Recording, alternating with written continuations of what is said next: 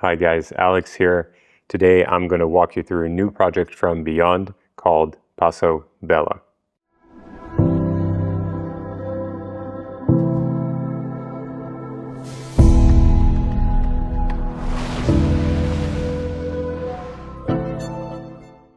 If you've been following my coverage of top-notch investment projects, you know that Beyond is at the top of the list for where I believe good investments lie. There's really only a handful of developers in the UAE that I personally believe make for solid returns, for great quality of life. And unfortunately, many people get caught up in marketing and advertising and brands. I think I need to cover that in a separate video for helping you differentiate across the branded projects. But for today, I want to talk you through this project on the Palm Jumeirah and see who this could be good for.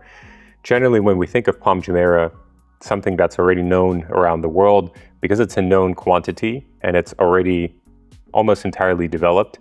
What does this mean? It means the level of risk for new investors diminishes, and therefore the level of reward correspondingly has to shrink.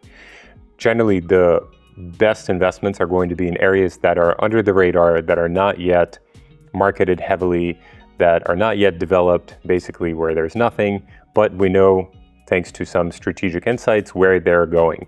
And those areas in Dubai tend to be Dubai Islands, specifically islands other than A. It tends to be the Hudayriyat Island in Abu Dhabi and a few other key locations. So where does this leave Palm Jumeirah? Well, this is for investors who want to be a little bit more conservative, and perhaps the focus is on preservation of capital rather than simply appreciation. So this means that it's a less risky investment and it will still yield a good return, but how good? We'll cover in this video. I'll talk about the location, I'll talk about the developer and the different aspects of the project and nuances to pay attention to, and we'll go through the model together to see what potential outcomes we could have. If we look at the Palm Jumeirah, the project is located on the West Crescent, so it's the more quiet part of Palm Jumeirah, because on the right we have Atlantis, we have Royal Atlantis, and so generally there's more traffic leading to the right side of Palm Jumeirah. Therefore, this left side tends to be a bit more private. We have 6 senses launching, or rather completing here soon in this year, and that's going to be one of the comparables that we look at. And the project Passo is located here between the 8 and the Kempinski Hotel. It's one of the last plots on the Palm, it's beachfront, and what makes this interesting? Well, for one, there really aren't that many luxury high-end buildings in Dubai, contrary to what many people might think. And I think this project fits into an interesting niche somewhere between the, let's say, the mass market segment and the ultra luxury segment. And generally, if we look at what's happened in the Dubai market over the last few years, despite what analysts have predicted that there will be a shortfall, that there will be a contraction, generally my response is there will be contractions, but generally they will be in the budget segment. And in the luxury, premium, ultra luxury segments, the supply is still very, very low. And this means that despite what people might be saying, these specific segments are poised to grow quite a lot. I always believe in beachfront properties. I always believe in branded residences, in high-end amenities. And even though this building is technically not branded, it still fits a lot of the boxes. Beyond, as a developer, if you recall, is the daughter company of Omniyat, and Omniyat is one of the highest-end developers here in the UAE, where generally their 2 bedrooms start at about 20 million dirham, 3 bedrooms are about 30 million plus, and so forth. They started Beyond about a year and a half ago as a way to focus on the segment slightly below the ultra luxury. And so I think Beyond is perhaps similar to Ellington in quality, perhaps even a little bit better, simply because they have the distinction that they're part of a company that is experienced in building ultra luxury. And when a developer has built ultra luxury buildings before, they know how to meet the demands of some of the most demanding clients. And when they take this expertise and bring it to a slightly lower segment, this translates well. You can compare this, for instance, to another developer like Bengadi, who is used to building economy segment buildings and them jumping into Bugatti and Mercedes-Benz and other brands, it's an unproven quantity, to be honest, because they've never built at that level before, whereas Omniyat certainly has. So from that standpoint, I think it diminishes risk for investors. Let's dive into the project itself. This is the second tower that's launching. I covered the first one a while back, and here, this is the second one that is being launched. Let's go through the pictures together. The location, as I mentioned here, we already have Nikhil Mall, so Palm Jumeirah is already a self-sufficient community. And I noticed that many people, when they live in the Palm, they don't really leave it. You have the mall, you have the walkways, you're either living on a villa or somewhere on the outside. There's enough amenities, enough entertainment, enough food options. There's the beach for you to not really need to leave. So that makes for a positive experience for people. Let's discuss the building here. I like the design. I like that it's minimal. I like that this will appeal to many investors around the world, which is helpful because we have to think of the exit strategy for what we're doing with this unit or units or floors that we're buying 2 to 3 years down the line.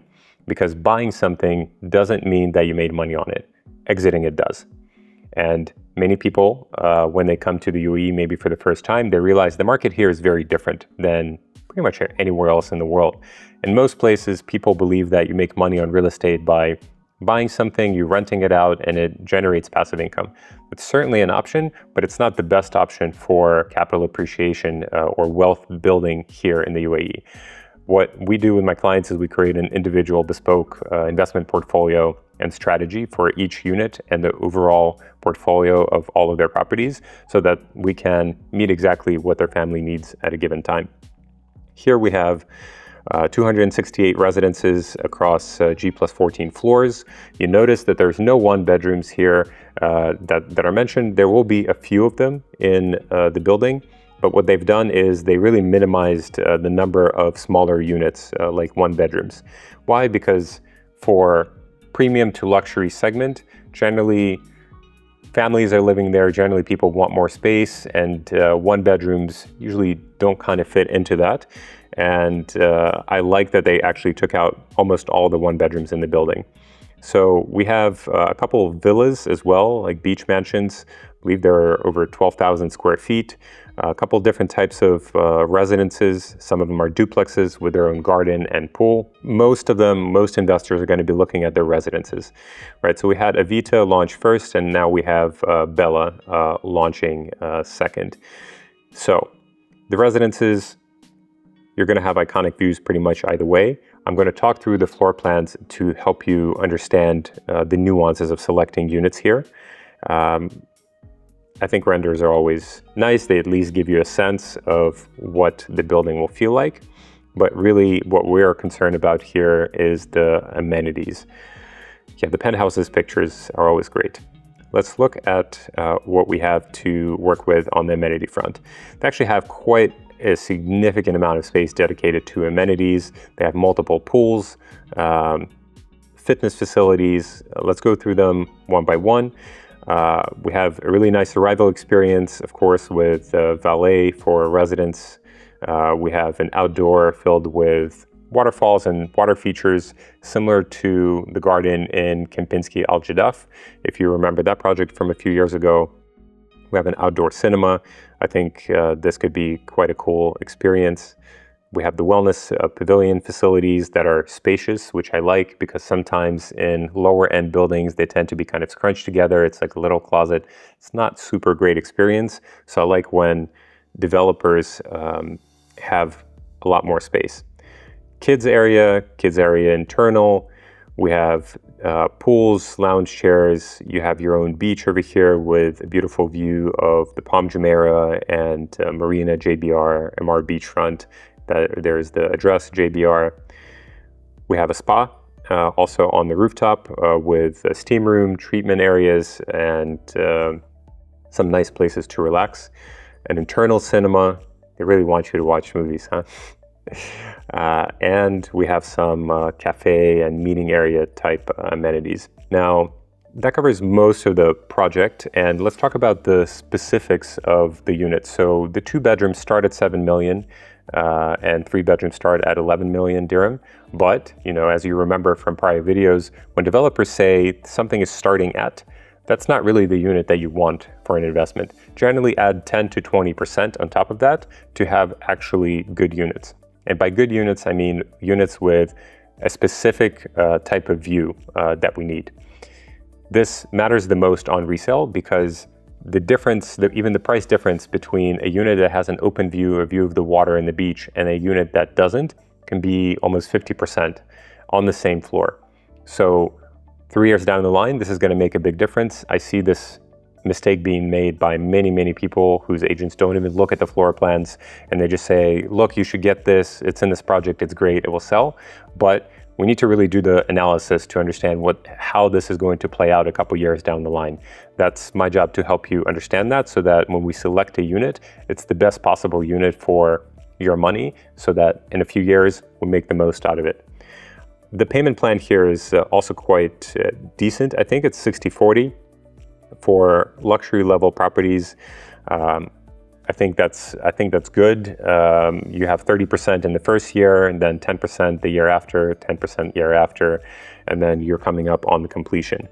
You might think, okay, when are we actually exiting this? Estimate 3 years.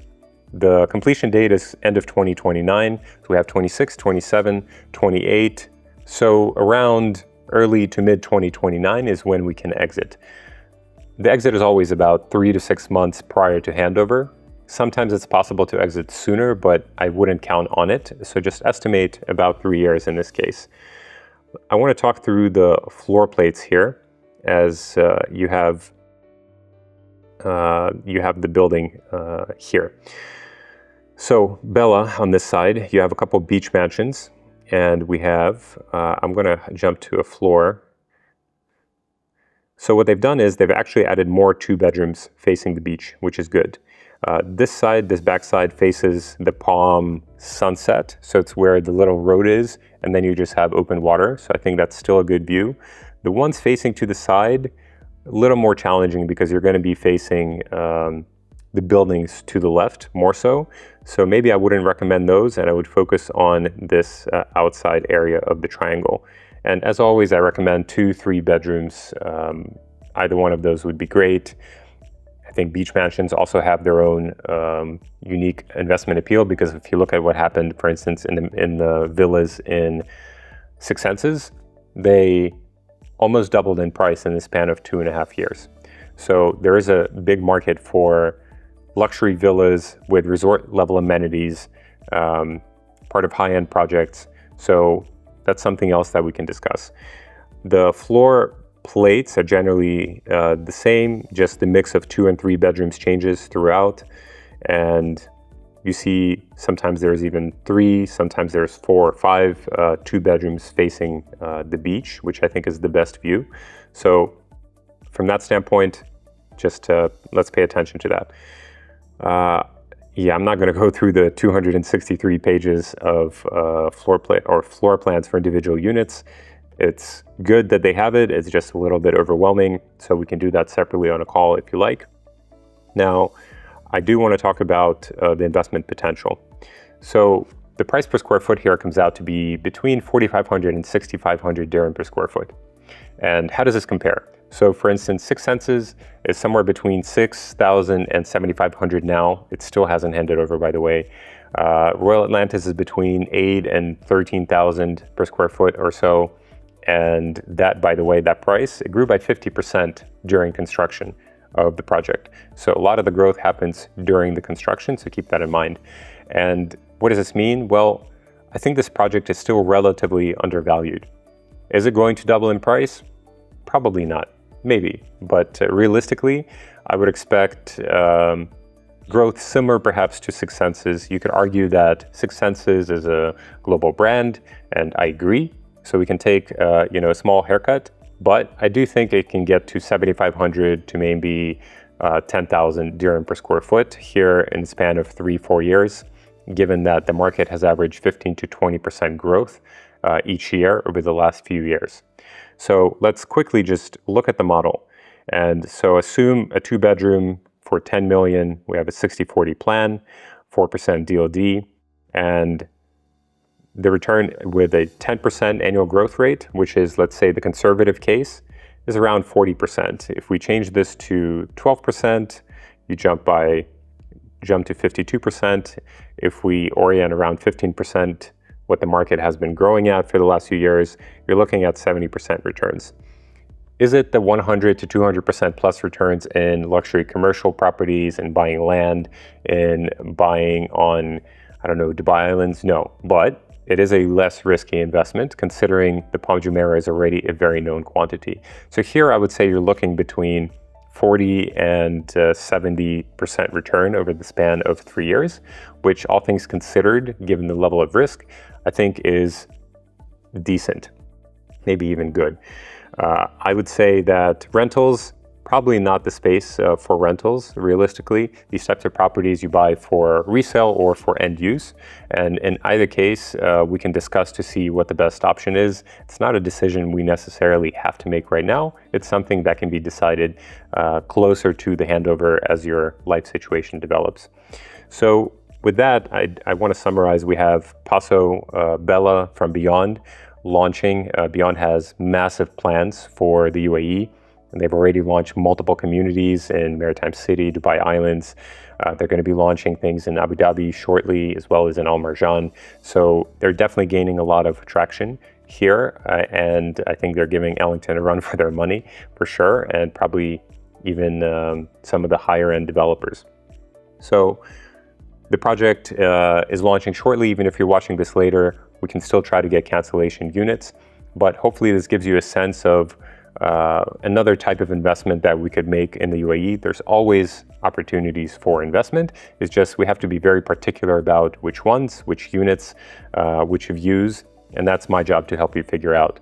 And if this resonates for you, if you value the way that I analyze and view the market, you can reach out to me through the link below the video. Please also subscribe.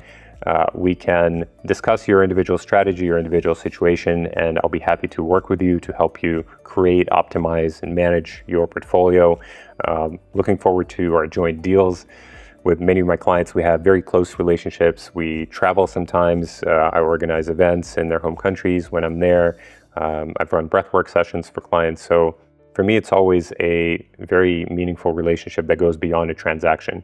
So if you're ready for that kind of partnership, be happy to get to know you. Thank you guys for watching and following my videos.